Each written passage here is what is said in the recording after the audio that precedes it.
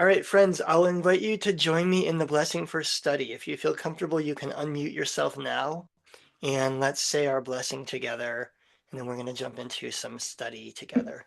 Please join me. Baruch atah Ata Adonai, Adonai, Eloheinu melech Eloheinu melech haolam, haolam, asher asher kitshanu kitanu b'mitzvotav v'tivanu b'mitzvotanu la'asot la'asot b'divrei b'divrei Torah. Torah.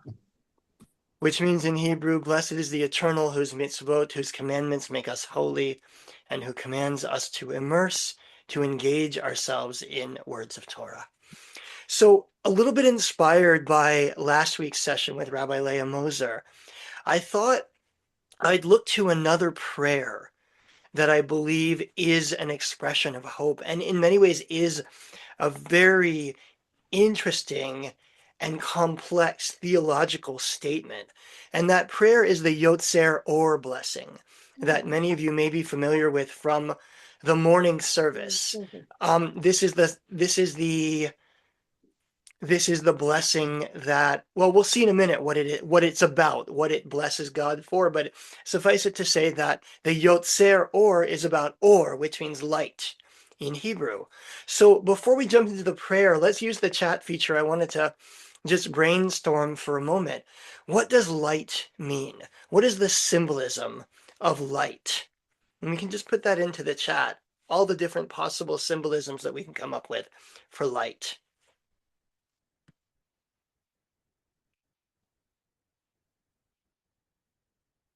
Let me give people a minute to type, and then we'll go through what you've put in the chat here.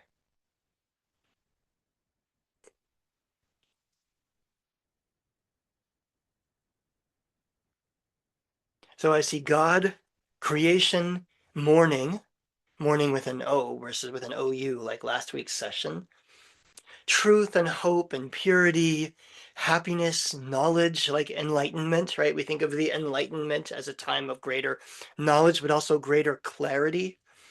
Life, hope and creation, goodness, God's holiness in creation, right? Hope, color, clarity. Light is a very powerful symbol. I always think of the famous passage in the Proverbs that says, Kiner mitzvah v'torah or. The mitzvah is a lamp. The commandment or the sacred action is a lamp, and the Torah is a light. And the commentators suggest that how is the Torah a light? That it helps light our way through a sometimes dark and confusing world. In the morning service, right before we say the Shema, we say this blessing that's called Yotzer Or, where we praise God as the creator of light. And I thought what we'd do this morning, afternoon, evening, whatever time it is where you are, is that we'd actually use that blessing, that prayer, as a kind of a study text to go through it line by line and really see what it is that this prayer is trying to teach us. What is it that we traditionally say every day? And where is the hope to be found in this statement or this affirmation of God as the source of light in the world? So let me share my screen here. And the first thing I want to do is read the entire Yotzer Or blessing. Now, when I say entire, what we have here is an abridged version. This is from the Reform prayer book. If you look in an Orthodox or conservative prayer book, you'll see that the Yotzer Or is a much longer blessing. It contains there's a poem, a couple of poems in the middle. There's what's called the Kedusha, where you go Kadosh, Kadosh, Kadosh in the middle of the Yotzer Or. We only have half an hour here, so I chose the abridged version that's in the Reform prayer book because I think it gives us a sense of what this prayer is all about and what it's putting forward about our place in the world, our relationship with God and the universe, and the role that we are meant to play as human beings in this world. Could I get a volunteer, please, who's willing to read in English this one paragraph, this translation of the Yotzer Or blessing? Okay, sure. Thanks, James. That would be great. Okay, blessed are you, eternal God, sovereign of the universe, former of light, creator of darkness, maker of peace, and creator of all things. You illuminate the world in mercy and all things that live in it, and in your goodness you renew your each and every day the cycles of creation. How numerous are your works, eternal. All of them you have made in wisdom. The whole earth is filled with your creation. Be blessed, eternal our God, for excellent work of your hands, and for the light-giving luminaries that you make. They shall glorify you forever. Shine a new light upon Zion, and may we all soon merit its light. Blessed are you, Eternal, who forms the luminaries. Thank you. Who forms the, I had a typo there, who forms the luminaries. Thanks, James. Okay, Okay. this is traditionally recited every morning. And maybe it's obvious. Why would you say this in the morning? This is quite literally a blessing to God for the big lights in the sky. When we say Yotzer Orot, blessed are you who creates the luminaries, what are we talking about? The sun and the stars and the things that give light to the world. So before we jump into a line by line study, what do you see here? When you read this, when you study this and really try to dig into this text, what is this blessing about? What do you notice? What do you wonder? What surprises you? And why do you suppose we would say this every day of our lives? What are we supposed to take away from this blessing? Any thoughts to share about that?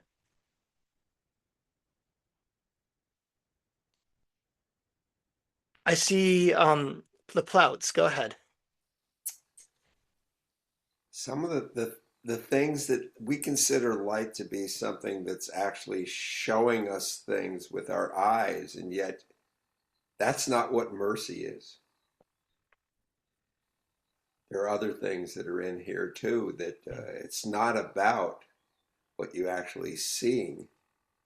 It's about this feeling that you have that includes much deeper things. Mm. Yeah, I think that's a really astute observation, Yehuda. The blessing before us is ostensibly about light, physical light that lights up the world. But there's actually much more here than just thanks God for making the sun so we can see the world around us. And as we dig into it deeper, we're going to see that light has all these different resonances. Let's go to Sarah. Yeah, the other piece that I may or may not be picking up here is also the illumination is shared with me, that the spark in me is also something of the infinite that I am celebrating when I wake up in the morning. And Sarah, where in this blessing do you see that idea? Well, it's that we're talking about the former of light, the creator of darkness, and the maker of peace, and the creator of all things. And when I think of some of the old Kabbalistic ideas of that light having been spread and that each of us is carrying the light, I look at creator of all things as my light shining as well. Yeah, right. If God is creator of all things, then that includes me, right? So what's my role then in this universe, in this universe which is a gift that has been given to us. And by the way, of course, we're talking here in traditional theology. We may not walk into this room believing that God literally formed the world, created the world. And so we're really reading it on two levels, right? On the one hand, there's the traditional language, God made the world. On the other hand, there might be a value behind that that sounds something like, this world is a gift from the divine, right? The light in me is somehow also a gift from the divine, which gives me a responsibility for how I'm supposed to behave in the world. I want to just lift up something that Caroline said in the chat. She says, I find it interesting that creator of darkness is also included. I'll just highlight that, creator of darkness. As we're going to see in a minute, this is a direct biblical quote. I'll show you in a minute where this comes from. That God made, I lost Caroline's, here it is. It suggests that darkness is not negative, right? So what does it mean to say God is Yotzer HaKol, creator of all things, including the darkness, which is the absence of the light? And we're going to see in a minute that it was a deliberate choice by the rabbis who formed this to include that phrase in this blessing. So let's go for short comments to David, Aviva, and Yehuda, and Bob. And then I want to move us into a line by line exploration of this blessing. Go ahead, David. Thank you. It was actually in response to Caroline. Sorry, I'm going to ask you. I'm not sure who that was, but just if you can just put It's your hand up, please. so we can make sure that everybody gets a chance to speak. I think it was David's turn. No, I think it's because Donald's in the other room. Oh, okay. So we had an echo. That when I read that, I also was struck by it, and I was thinking, like, in this, like, you have this sunny day, and then it gets dark, and it's all cozy and nice and good for sleeping, and just in that very simple way, like, that you can't always be in a state of in one state, that you need these transitions of state to appreciate them. Yeah, I think that's beautiful. How do we know what light is if there's never darkness? How do we know what joy is if there's never an absence of joy, right? How can we appreciate health if we're never unhealthy, right? So in some ways, all of these things are gifts, and as we'll see in a moment, that's this first line comes from the prophet Isaiah, and that's exactly the point the prophet Isaiah is trying to make: is that everything in this world is in fact a gift. Even the things that don't always feel good to us are somehow gifts from the divine. Aviva and Yehuda, please.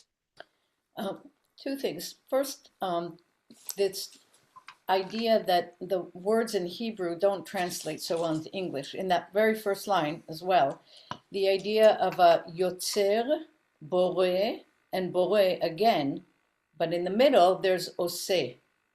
Ose is a word that is in the realm of humans as well.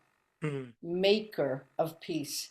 It suggests that peacemaking is a human endeavor. Stuck in there, it's to me it jumps out off the page because of the Hebrew. It's like, oh, Yotzer, that's a godly thing. Bore, that's a godly thing. But maker, Ose, that's me. The other thing is the idea of merisms. Merisms are two extremes that in their nature include everything that's in between. This is so full of that. The ultimate merism is creation. Light and darkness. Right, light and darkness, and anyhow, that I just wanted to add that in, that it's so inclusive that there's nothing left out. God is the creator of merism. That's very meta, Yehuda. Nice, thank you. Bob, did you have a comment as well? I was just going to say, towards your original question, that I think the part of it in the whole earth is filled with your creations. And I think that pretty much is the most important part, at least for me, because it just says everything, not just people, but everything. By the way, also a biblical quote, in this case from the Psalms. I really need an hour to do all of this with you. We might get to look at that Psalm passage also. I see Susan's hand up. Go ahead, Susan. Are you able to unmute?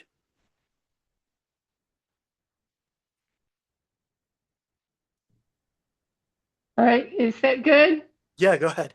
Okay, what is striking me is in this last line, may we all soon merit the light.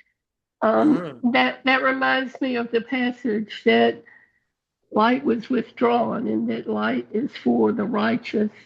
In the good and the evil also speaks to me. My letter in the Torah is Resh, and that deals with the good inclination and the evil inclination. And as we realize that we're closer to the evil than we are to the light, it's that striving that Resh requires that allows us to become pious. Beautiful. Yeah, you all could have written this stuff, because as we're going to see, these are some of the ideas that will come up in our commentary.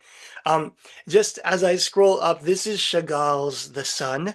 I don't know anything about this work. It's a sculpture, not a painting, but I thought it was beautiful. And I thought it's interesting to note all these forms of life that are included in the sun. The way that the sun is, of course, the source of all life. And I wonder if that's what Chagall is pointing to with this sculpture. Okay, I have 2 pages of commentaries. We're obviously not going to do all this in the next 14 minutes. However, let's take this as a study text. Let's look at it line by line and see what we find in each verse. I'm going to point things out. If you have thoughts to share, please raise your hand, and I would love to hear from you as well.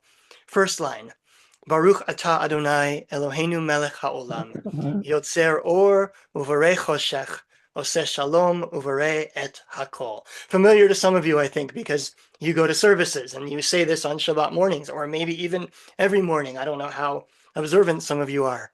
Blessed are you, eternal God, sovereign of the universe, former of light, that is the one who forms light, creator of darkness, maker of peace, and creator of all things. Aviva pointed out we have three different verbs here, and they mean different things. The word yotzer means to form. It's actually quite a physical word. It's as if God forms with God's own hands light. Borei, which is translated here. This is my translation, so I tried to differentiate between them. Creator, translated as create. This is a sort of a godly, ethereal form of creating. You create with speech. You create in non, I would say, non-physical, non-anthropomorphic ways. And then maker, which Aviva pointed out is something that God does, is something that people do. We make things. But also God is referred to as Oseh Shalom Vimromav, the one who makes peace in the heavens. So there's no reason that God can't also Oseh. We see here an idea that God is actively involved in the world. The Or Hadash commentary, which is the conservative movement's commentary, points out that all the verbs here are in the present tense. It doesn't say you created light, you formed darkness. It actually it says that God continues to do these things. You create light every day. You form darkness every day. You make peace every day. And peace also means wholeness. And so there's already something here about the notion that creation is an ongoing act. It's not just something that happened one time. And this, by the way, I think works nicely for many of us with our liberal Jewish theology. I don't believe that God made the world. I don't believe that God spoke the world into being in 7 days and that the account of the creation in the Torah is true. I do believe that there is a divine power, something in the universe that continues to renew the cycles of creation on a daily basis. I think it's extraordinary and divine and awe-inspiring that the sun will come up tomorrow. That is to say, what greater source of hope is there than the fact that we know the sun will come up tomorrow? As Annie said, right? No matter how things are now, God, you continue to renew the cycles of creation. Creation is ongoing, and tomorrow can always be better than today was, especially because Yotzer and Oseh are things that are always happening. But there's something even more interesting, or maybe equally interesting and even deeper going on here, which is that, as I said, this line comes straight from the Tanakh. The prophet Isaiah, in a sort of one of these grand speeches about God's presence and existence in the world, says that God says the following: Yotzer Or, I form light. Uvorei choshech, and I create darkness. Oseh shalom, I make peace. Uvorei ra, and I create evil, or create woe. Ani Adonai oseh kol eleh. I, God, do all these things. Now, if you looked closely, or maybe not even all that closely, you might have noticed there's a difference, right? The rabbis lifted this verse from the prophet Isaiah, and they dropped it into our prayer book, but they changed one thing. What did they change? What's different in our prayer book versus Isaiah? Anybody notice? Alfred, please. The woe. Right, woe. It doesn't say woe anymore. Right? Woe, the word woe here is ra, which means evil, right? But it also sort of refers to like suffering, the bad stuff that happens in the world. The original verse from Isaiah says, I forget what was the word that Aviva and Yehuda used. Was it merism? Is that right? This is the ultimate merism. God, you make light and darkness. You make peace and woe. Shalom and Ra. These are meant as opposites here. Wholeness and brokenness might be the best way to translate this. The rabbis grabbed these merisms from the Tanakh and they put them into our prayer book, but they changed one. They couldn't bring themselves to say, God, you are the creator of evil. Not because they don't believe it, because the prophet Isaiah here is stressing what? That there is one creator, not two as taught by the Persian religion, by Zoroastrianism, which suggests that there's a good God and an evil God. Isaiah says, no, all of this comes from God. But ultimately, or all of this comes from God, the good and the bad, the suffering and the joy. All of it comes from one source. And this gives the rabbis the opportunity to stress the all-inclusive nature of creation. And even though they don't want to say out loud, God, you created evil, it doesn't mean that they don't believe it. They still believe the suffering is in some way connected intimately with the goodness that happens in our world. But they replace this idea with Borei et Hakol. God, you created everything. All of the experiences in our world somehow come from the divine. Can we just take a moment to think about how it might shift our lives if you walked through the world believing that all the experiences that you have come from the divine? Things that happen in the world are not happening to you, they're happening for you, right? Getting sick, going through hard times, losing a job. How does it change us? How does it shift us if we believe these things are happening for us versus happening to us? And I think that's some of what the rabbis are suggesting here, that we have the ability to walk through the world that way. Which brings me to verse 2. Ha'me'ir la'aretz v'ladarim aleha barachamim. You illumine the world in mercy and all the things that live in it. Uvtuvo mechadesh bechol yom tamid ma'aseh v'reshit. And in your goodness, you renew each and every cycle of creation. Can we talk for just a moment about this idea? What does it mean to say that God renews the cycles of creation every day?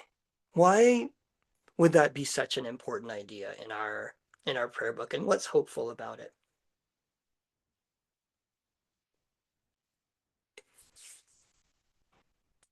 Any thoughts about that? Again, for me, it is kind of meta, but that it means it's antithetical to the idea that like it is written and it is so forever, that there are opportunities for significant change. That the world is always in transition, or there's always a possibility of change, the possibility of transition in the world. I appreciate that, David. Things don't always have to be what they are, right? And that, in some ways, I think that's the root of hope, right? Hope is the belief that things don't have to be the way they are. Things can always be better than they are. I see Robert, I believe, has a comment. Yeah, it harkens to Ecclesiastes, the one that's the bird songs. For everything there is a season. Yeah, speaking of merisms, right? A time to be born, a time to die, a time to plant, and a time to uproot, a time to gather stones, a time to throw stones. When you see those, I didn't know the word merism, I'm just learning it today. But when you see these words in biblical context, it often means and everything in between, light and dark and everything in between. God created the heavens and the earth and everything in between. And so these are statements of sort of the all-encompassingness of the presence of the divine in the world. Sarah, please, and then Yehuda and Aviva.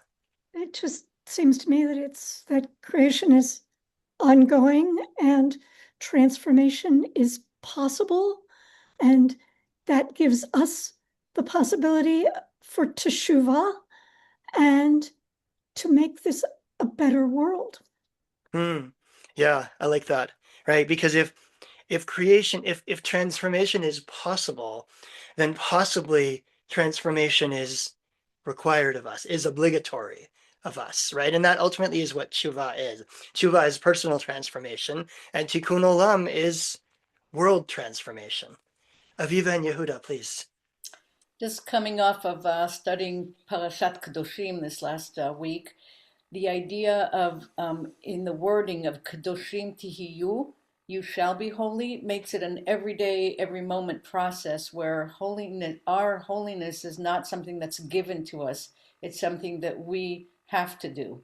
And in that same way, the idea that some things it's already there. The cycle of day and night, all that is already there. But what happens with that is what we do. And therefore, every day is a new clean slate for the opportunities.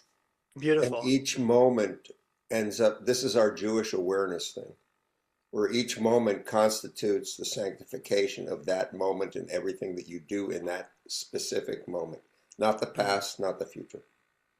That's a beautiful way of connecting this with last week's Torah portion, the holiness code, that command to be holy, which is my bar mitzvah portion. So I have a particular affinity for that parsha. But you're right, it has been pointed out many times, including by Hermann Cohen, the great early 20th century Jewish philosopher, that Kedoshim Tihiyu, you shall be holy, is always in the future tense. Holiness is never something we are. It's always something we're working toward, right? So the idea that God renews the cycles of creation day by day, well, what does that mean? It means the sun will come up tomorrow, as Annie says, but it also means that tomorrow we have yet another opportunity to strive toward being our best selves.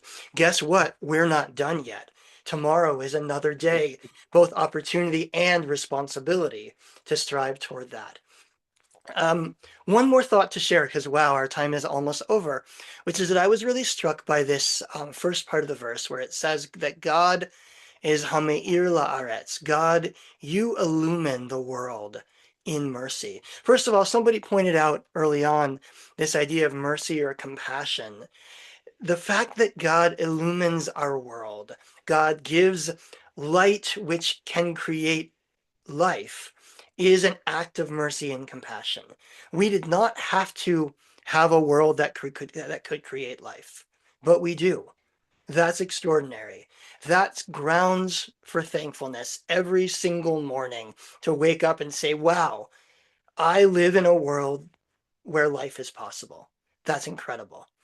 But even more so, the text points out who illumines the world. God illumines the world, right? It doesn't say, God, you made the sun to illumine the world. It says you illumine the world. And so in that sense, it actually harkens back to the opening words of the Torah, where it says, it says, God said, let there be light, and there was light. Now, there's a textual problem with these opening words of the Torah. The textual problem is that light was made on the first day, but the sun wasn't made for several days yet, right? So the rabbis ask this question, what light are we talking about? If there's no sun yet, what light are we talking about? And the mystics, and then I'm now paraphrasing the Zohar, suggest that this is not the light of the sun at all. This is the divine light, the Or Ganuz, that God creates in order to bring goodness and redemption into the world. As it says here, that light was hidden and kept in store for the righteous in the world to come. Susan quoted this earlier. Or zarua lat tzadik u'yishrei lev simcha. Light is sown or planted for the righteous. That there is this light that was created at the outset of the world, and it is the light of redemption. But the world wasn't ready for the light of redemption yet. And so the light of redemption, according to the mystics, is sown, is planted.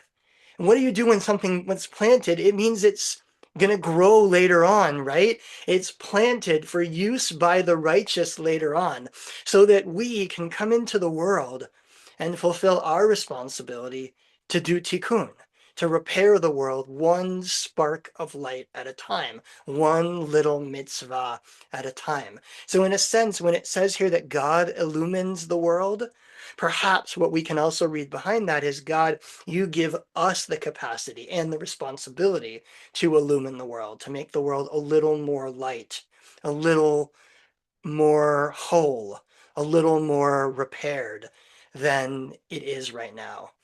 Alfred, you get the last word, and then we're out of time. Well, this is scary, but physics tells us that after the Big Bang, for the first 200,000 years, all the photons had been created, but the particles were so dense that it was not possible for there to be light. Nothing could move anywhere. It took 200,000 years after the Big Bang for light to be light. And that was also before there were any suns. That's interesting. And that, you know, I think that there's a neat theological message in there that light doesn't come right away. Sometimes we sit in darkness and have to go through the process of believing that light is still possible, right? And the rabbis call this a kusta dichyuta, that spark of light that's embedded even in the moment of darkness, that the light is embedded in the potential for light, the potential for redemption is embedded even in the moment of the moment of tragedy, the moment of loss, the moment of Big Bang, the moment of of chaos, that there is the potential for light and enlightenment and redemption built into all of that. So with that, we'll have to end. And maybe I'm going to teach again in a couple of weeks. Maybe we'll look at the second half of this, or I might come up with something else by then. But I think that this blessing, which we traditionally say every day, reminds us not only are we thankful for the light in the world, not only do we wake up and we say, God, thank you for making the sun, but also that we have a responsibility to be the light in the world, that we have this responsibility to be the me'ir, to be the ones who bring a little bit of light into the world. So I wish you a Shabbat Shalom. I hope we all can find a little bit of light over the course of the next few days. Take care, everybody. Shabbat shalom. Shabbat shalom.